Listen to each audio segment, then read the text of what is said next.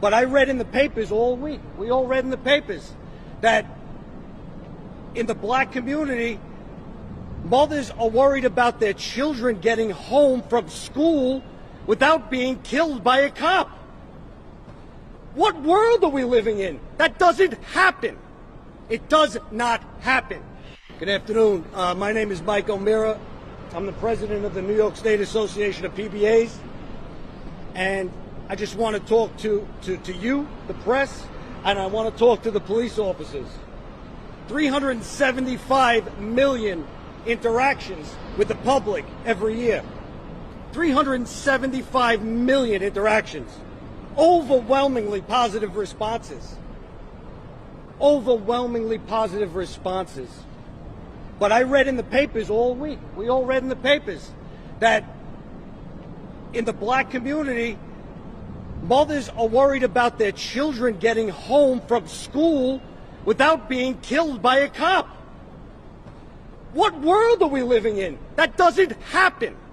It does not happen. I am not Derek Chauvin. They are not him. He killed someone. We didn't. We are restrained. And you know what? I'm saying this to all the cops here. Because you know what? Everybody's trying to shame us. The legislators, the press, everybody's trying to shame us into being embarrassed about our profession. Well, you know what? This isn't stained by someone in Minneapolis. It's still got a shine on it. And so do theirs. So do theirs. Stop treating us like animals and thugs and start treating us with some respect. That's what we're here today to say. We've been left out of the conversation. We've been vilified. It's disgusting. It's disgusting. Trying to make us embarrassed of our profession. 375 million interactions. Overwhelmingly positive. Nobody talks about all the police officers that were killed in the last week in the United States of America, and there were a number of them. We don't condone Minneapolis. We roundly reject what he did as disgusting. It's disgusting. It's not what we do. It's not what police officers do. Our legislators abandoned us. The press is vilifying us. Well, you know what, guys? I'm proud to be a cop. And I'm going to continue to be proud to be a cop until the day I retire. And that's all I have to say.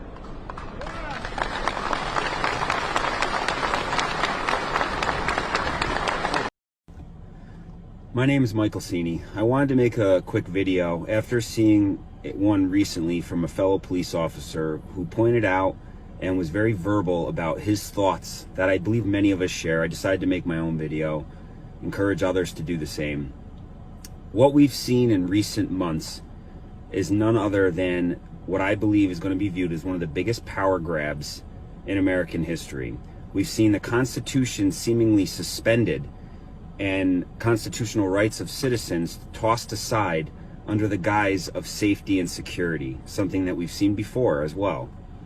You know, I swore an oath to the Constitution against all enemies, foreign and domestic, and I stand on that oath, and I will continue to stand on that oath, and there is not a human being that can alter my oath between myself and the Constitution, myself and God.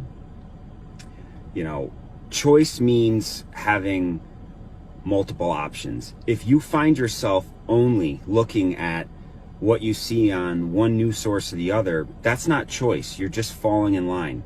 You know, I ask every human being and every American citizen to question things and look at them, look at both sides. Anyone that knows me from my political side of my life knows that I don't really walk one side hard left or hard right. I stand somewhere in the middle, a place I am proud to be. But you have to look and at least acknowledge some of these videos like Plandemic, where we have doctors out there talking about some things that are inconsistent with what you're seeing in mainstream media. At least look at it. Look at it and then decide, okay, does that make sense or not, and make a choice? Because that's what freedom's about, choice. But if you're not even watching these things and you're just taking one side and just eating every bit of it and projecting it, then what are you really? Sheep, okay? We look for more than that and expect more. You're supposed to educate yourself before you vote. I always do. I read things. That's part of where I've made it this far in life, and my opinions made because I make them. I judge nobody by what anyone says. I judge them on my own interactions. You should judge this entire situation on your personal interactions and see what you come up with. You know, as far as immune system goes, I find it so troubling that people are so quick to lock themselves in their house for 60, 90 days. Yes, Corona is terrible. Yes, it's killing people, and that scares me. But I always look for a strategy to beat something, not just to barely survive, okay? I'm out there every single day dealing with people and dirty germs, and I've been just fine. Even per Governor Cuomo's daily news, and I'm going to post a picture on here. Today, I took a screenshot of his newscast, and as of today, May 7th, he put out there that 66% of new Corona cases are coming from people that are not leaving their house. Ask yourself why.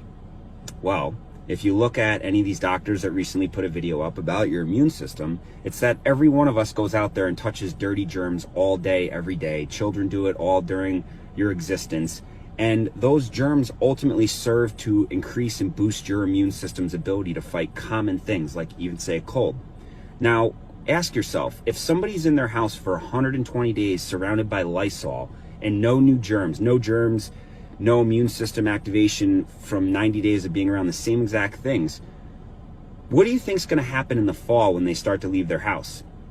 I would suggest a common cold is now going to possibly spike their fever and put them in the hospital. That's problematic. That's going to cause a hospital overflow. Young 20-year-olds that have perfectly healthy immune systems can keep social distancing. I just call that self-respect. But to lock yourself away from society and shut down our economy and deteriorate our entire society's immune systems, it's not right. As of today, 66% of new cases of corona are coming from people that are from their home, have not left their home, yet they get it. Do they touch groceries? Do they have Amazon still coming to their house? I'm pretty sure they do, and they're still getting it. Those of us that are out here every day have herd immunity. I'm not afraid to say that anymore. The truth is, I remember being sick months ago. I know many people that have, and we're just okay now. Think about that. Think about your own interactions and see if you can really say that you've given this the thought of both sides, or are you just following along? Another thing that should flag to any of us is censorship. I've been censored more times in the last 2 months than I have ever in my life. And when I say censored, I mean I put things on Facebook. I'm not getting a notice that says, hey, you violated our policy, this can't be on there. That hasn't happened to me one time. I don't even know what that looks like. But I know that I've communicated with people, and within a couple volleys of thread in the public setting, the entire thread disappears, and that's just that. Last time it happened to me was yesterday. I was in communication with a young female who basically pointed out some inconsistencies in the media. Scrolling through, I said, you're exactly right. Look into this. She said something, I said something, entire thread disappeared. She then reached out to me and said, did you erase it? No, I didn't. She's confused. How did that just happen? That's never happened to her before. I told her, welcome to the club. The censorship going on right now on social media is alarming. It should alarm you. Videos are being taken down under the guise of for public safety. And here's another point that fires me up to no end. When you have men in power literally saying that you are not allowed to protest during the pandemic. You're not allowed to protest during the pandemic? You're right. You don't want people on top of each other. But then you need to stop making laws and changing things. The entire American system of government is based on the fact that you work for the people. And when you push the people too hard, they come together and tell you you need to knock it off. So when you're saying you cannot exercise that hugely important American right, but you're still continuing to make laws and change things and implement changes that have far-reaching effects, do you see the monopoly here? Don't protest, not allowed to protest, don't leave your house, but we're going to change X, Y, Z. And then suddenly I see Bill Gates suddenly in charge of New York education. He's got no background in that. He's a good computer guy.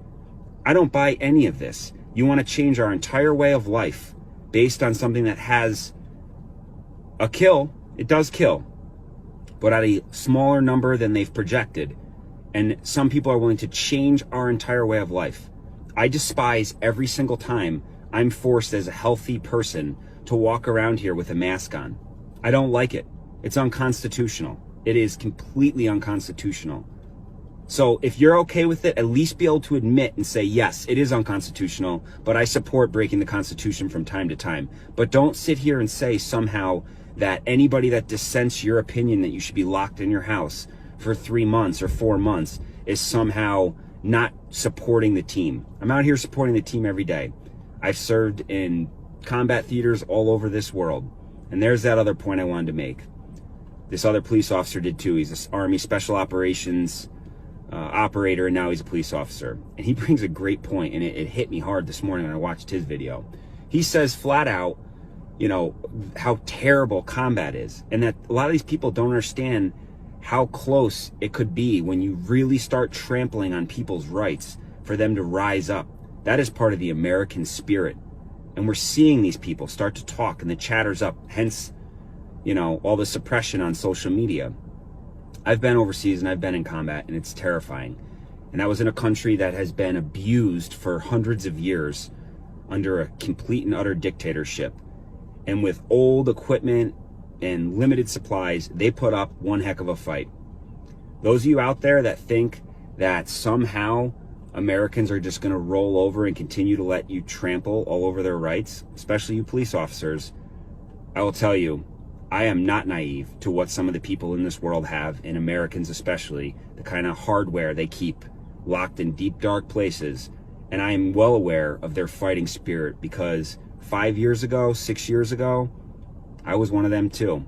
I put on a badge because I'm proud to serve my community in a helpful manner. I wear this badge right here because I support the Constitution of the United States of America, and I've already accepted and resigned myself that I'd be willing to risk my life over, you know, for anyone else's that I stated an oath to serve.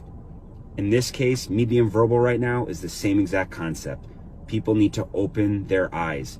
Look what's going on. Look at multiple media sources. Look at some of these videos and really ask yourself if this is all making sense to you. Do these steps are we taking, are they effective? If they're effective, how is 66% of new corona cases in New York coming from people that haven't left their house? Think on that for a minute. Just know, if you're a police officer out there, I hope you all start to really get the nerve to speak your mind and speak the truth. Point out these things, and hopefully others will join. They're starting to see doctors out there and come together to really make it clear that we support the Constitution. We support human life and protecting the most human life we can in this country. And we can't do that if we cripple our economy and send our young and healthy to erase their immune systems in their homes. I support everyone's right of free choice. Whether you want to stay in your house for 1 year or not, that's up to you, and I support every bit of your right to do that, because this is America. But stop virtue signaling and acting like the rest of us are criminals because we want to go visit our relative who wants to visit us. Because I'll tell you right now, I visit my family. Yes, I do. And I'll continue to do that. And there's not a human being that's going to stop me from doing that. To the rest of you out there, I wish you all the best. Be safe, educate yourself, and just know there are officers out here that understand what's going on, and we stand to defend the oath to the Constitution above all else. Thanks. Hey, Mike Cini here, Deputy Cini. Well, got in a little trouble for that video the other day, and I will start off by saying it shouldn't have been in uniform. But I want to give you the build-up and as to why I felt the need to do that so immediately. On that day, I was on patrol, and I already watched that video in the morning of the other officer as I described, and everything he said is spot on. I hope the rest of you have seen that video as well. But ultimately, I ended up pulling into Stewart's, and I'm sitting there, and I'm just about to get out of the car myself. Some guy pulls next to me, looks like me 5 years ago, and I watched him look at me and then immediately become extremely uncomfortable. Then I watched him, I could just see him cursing and throwing things around in his car. He started throwing stuff in the back, and he's just getting pissed off, and I could see that. It's very easy to see. And finally he finds a little girl's t-shirt, a doll's t-shirt. I don't even know what little pink rag he had, but he just held it in front of his face and got out of the car. So I got out of the car because I immediately had a knot in my stomach that all of a sudden he's looking at me like I'm the problem here. Like I'm going to be the one that leans into him. Like he doesn't have enough going on in this world, and all of a sudden he's got to worry about me, jumping down his neck. So anyway, I ended up coming over. I said, hey, and as soon as he heard that, defensive as could be, was upset. Like, what do you want? I said, well, we're on the same team. We're on the same team. He kind of froze, and we talked for a couple minutes, and I told him, get your coffee. I put my mask on to go into Stewart's as well. But I wanted to make it clear that we're on the same team. Like, these people are stressing out that we're not against you. Enough things are going on with police. The last in the world, this guy trying to get a coffee to go into Stewart's was looking at me like I'm the threat. Like I'm going to freak out at him. I'm not. That fired me up. I went to my spot and I made that video. I'll tell you, shouldn't have done it while I was in uniform. I'm currently suspended without pay for a couple of weeks. That's okay. Do the crime, do the time. So I'll sit here and I'll take that. I'm a little surprised by the no pay thing, but I made my point. And honestly, I stand by every single word that I said before. And sometimes doing the right thing costs you a little bit. Here I am. I got my kids for a couple extra weeks. And one other thing I thought was interesting is, with my newly found time off, I thought to myself, I got a lot of Marine friends. They're all over the country. Down in Florida, they're in Texas, they're in California, Idaho. I could go on and on. But I think I'm going to go talk to them and see what they think as police officers around the country, how they're dealing with this and what their perceptions are as a bunch of Marine Corps combat veteran police officers. Stand by for those videos. Be safe, everyone, and keep your eyes open.